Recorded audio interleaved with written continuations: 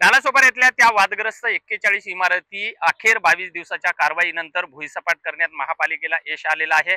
आपण बघू शकता की मी त्याच ठिकाणावरती आहे ज्या ठिकाणी मागच्या 15 वर्षे या ठिकाणी एक मानवी वस्ती होती आणि या 41 इमारतीमध्ये जवळपास 7,000च्या वरचे रहिवासी होते। मात्र आता जर आपण या परिसराला जर बघितलं तर या ठिकाणी माणसांच्या ऐवजी फक्त कोसळलेल्या इमारतींचा मलबा आपल्याला पाहायला मिळत आहे।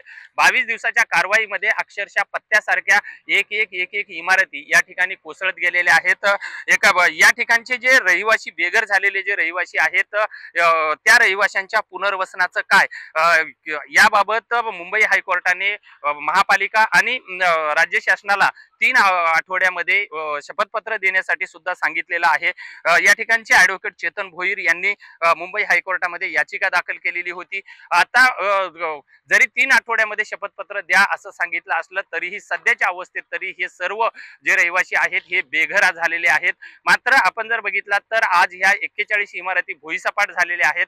अशाच पद्धतीनं वसई विरार महापालिका नालासोपारा वसई विरार मधल्या सर्व अनधिकृत बांधकामावरती कारवाई करेल का या निमित्तानं प्रश्न उपस्थित होत आहे।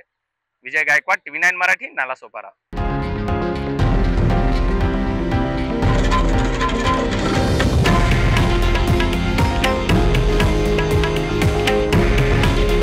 हे आहे देशातील नंबर 1 न्यूज नेटवर्क आणि आपण पाहत आहात TV9 मराठी।